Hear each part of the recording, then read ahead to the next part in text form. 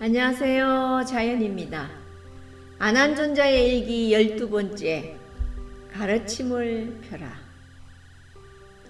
부처님의 말씀을 5무더기로 분류한 것 중에 가장 긴 무더기만을 모은 가르침에 비교하면 이 초전법륜경전은 가장 작은 분량에 속한다. 그러나 비록 작은 경전이지만 법의 성품은 경률론 3장 전부를 덮을 만하다. 그래서 이 가르침 부분을 자세하고 바르게 이해하게 하기 위해서 다세를 부처님께서 말씀하셔야 했다.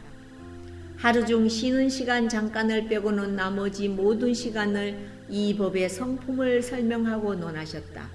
아침나절 탁발하는 시간에도 그들의 토론은 그침이 없었다. 수행자 둘이 탁발을 나가면 부처님께서는 남은 3사람과 논하시고 셋이 탁발을 나가면 남은 2사람과 논하셨다. 이 가르침은 음력 6월 보름날 말씀하시기 시작하여 19날까지는 모두가 만족하게 만들었다. 첫날 본문에서 꼰단야가 깨달음의 눈을 얻었다. 다음에 하루 한 분씩 차례로 깨달음의 눈을 얻으셨다. 6월에는 모든 수행자들에게 무아경을 말씀하셨다. 생기고 사라지는 모든 범위 안에 있는 것들 속에는 나라고 집착할 것이 없음을 말씀하신 법문이다. 그 5 수행자들이 모두 이 무아경의 법을 듣고 수행의 완성인 아라한이 되었다. 옥박가는 5 수행자보다 먼저 부처님을 뵙는 기회를 얻었다. 그러나 그는 먼저 법을 듣고 저편 언덕으로 건너갈 수 있는 기회를 얻지 못했다. 부처님을 믿지 않는 마음, 존경하지 않는 마음 때문에 중요한 기회를 놓친 것이다. 5 수행자에게도 그와 같은 마음이 있었으나 부처님께서 인내로 빼어주셨던 것이다. 그러한 인연으로 5 수행자들은 이 교단에 제일 처음으로 들어왔다는 기록을 가지게 되었다. 또 그들 중에 먼저 이해하고 깨달은 사람이 꼰단야 테라아이시다. 부처님의 말씀을 제일 처음 꼰단야가 이해하게 되었을 때 꼰단야가 이해하고 깨달았다라고 부처님께서 말씀하셨기 때문에 꼰단야라는 이름 앞에 알았다는 뜻의 인야시를 더해서 인야시 꼰단야라고 불렀다. 인야시 꼰단야를 선두로 5 수행자들이 가르침을 깨달은 다음 2번째 기회를 얻은 이들이 바라나시 장자의 아들 야사와 그의 친구 사말라, 수바우, 복나시, 가옹빠띠 그리고 바라나시 주변에 있던 야사의 친구 50명 등이었고 이로써 모두 55명의 아라한이 생겨 교단을 이끌어가게 되었다. 5 수행자를 합하면 60명의 아라한이 탄생한 것이다. 세상에 부처님이 출현하셨다. 담마도 분명하게 드러났다. 상가들도 60명이 있었다. 이 세상에 어느 보배와도 견줄 수 없는 고귀한 3가지 보배가 출현하였다. 그 3보 전부를 향해 제일 먼저 기이하고 의지한 사람이 야사의 아버지인 대장자였다. 이렇게 3보가 갖춰지고 아라한 60분을 얻은 날 부처님께서는 그들에게 가르침을 펴라는 말씀을 내리셨다. 비구들이여, 천인의 무리 사람의 무리에서 나 열애가 깨달음을 얻었고 모든 번뇌에서 벗어났다. 너희들도 그 무리에서 벗어났다. 이제 많은 사람의 이익을 위해서 많은 사람의 행복을 위해서 세상을 연민히 여기어 여행을 떠나라. 한 길로 2 아라한이 가지 말라. 처음과 중간과 끝이 잘 갖춰진 담마를 설하라. 내용과 형식 2가지를 갖추어서 주변 모두에게 깨끗한 가르침을 분명히 보여라. 나 열에도 직접 우르웰라 숲 세나니 가마 마을로 법을 설하러 갈 것이다. 좋습니다, 부처님. 가르침을 펴라는 말씀을 잘 받들어 그 가르침을 펼 높은 분들께서 전법 여행을 떠나셨다. 부처님의 견해와 교단에 속했을 때의 예의에 관한 2가지 가르침을 널리 폈다. 가르침을 펴는 그 높은 분들은 열심히 노력하였고 큰 가르침의 교훈을 받은 여러 지역에서는 교단에 기일하려는 사람들이 많이 생겼다. 그 중에서 비구가 되기를 원하고 비구가 되기에 적당한 이들을 부처님께서 직접 비구를 만들어 주셨다. 에이 삐꾸여, 오노라 비구여, 고통의 끝을 위해 높은 수행을 잘하라. 이러한 말씀만으로도 비구가 되었다. 인야시 꼰다냐 등 먼저 제자가 된 분들의 의식에서도 오직 이 말씀뿐이었다. 이분들에게는 이러한 의식만으로도 비구가 될 만한 원인이 있었다.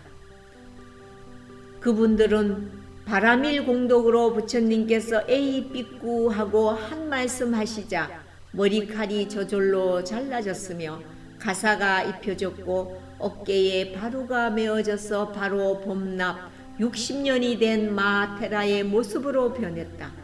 에이 삐꾸가 될 수 있는 조건은 우선 전생의 가사와 바루를 보시한 적이 있어야 한다.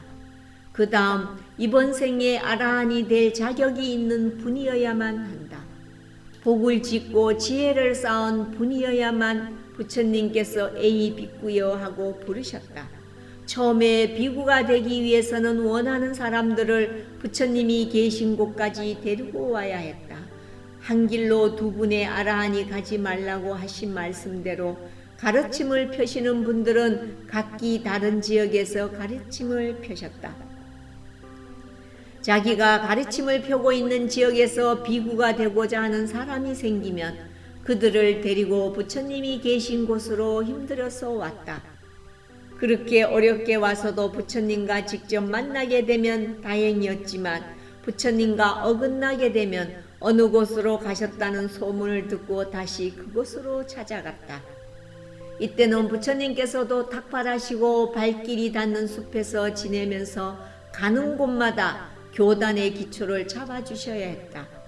아라한들은 비구가 되려는 제자들을 데리고 긴 여행을 하게 되어 피곤하고 많이 지치게 되었다. 앞으로는 지금보다 비구가 되려는 사람이 더 많을 것이라고 내다보신 부처님께서 이렇게 말씀하셨다. 비구들이여, 지금부터는 여러 지역의 마을이나 도시에서 너희들이 비구를 만들어 줄 것을 나 열애가 허락하노라. 그분에게만 있던 힘을 제자들에게 나누어 주신 것이다. 피곤함과 늦어짐이 없이 교단을 항상 번영하게 하기 위한 것이다. 이렇게 힘을 나누어 주신 다음 이어서 말씀하셨다. 비구들이여, 비구를 만드는 차례는 이러하다. 먼저 비구가 되려는 이의 머리카락과 수염을 깎아야 한다. 그 다음 가사를 입혀서 비구들의 발밑에 예배하게 해야 한다. 쪼그리고 앉아서 두 손을 모아 합장하고 삼기를 따라해야 한다. 부처님을 의지하여 모시겠습니다. 담마를 의지하여 모시겠습니다. 상가를 의지하여 모시겠습니다. 이 삼기를 3번 정확히 따라하게 해야 한다. 비구들이여, 삼기를 내려주고 따라하는 것으로 비구를 만들어 주기를 나 열애가 허락한다. 비구가 되는 차례와 함께 지켜야 할 계율을 정해 주신 것이다. 제일 먼저 나누어준 힘과 제일 먼저 드러내 주신 계율이었다. 교단 전체를 자세히 보면 담마와 계율을 만날 것이다. 일생 동안 계속 이어서 설하셔야 할 담마의 기초를 사슴동산에서 튼튼히 내려주셨다. 또 지금 첫 번째 계율을 드러내신 것이다. 이 담마와 계율이 세상에 다하도록 머물러지이다. 붓당 사라남 가차미 담망 사라남 가차미 상강 사라남 가차미 붓당 사라남 가차미 담망 사라남 가차미 상강 사라남 가차미 붓당 사라남 가차미 담망 사라남 가차미 상강 사라남 가차미. 아난존자의 일기 12번째. 가르침을 펴라. 자연이었습니다. 감사합니다.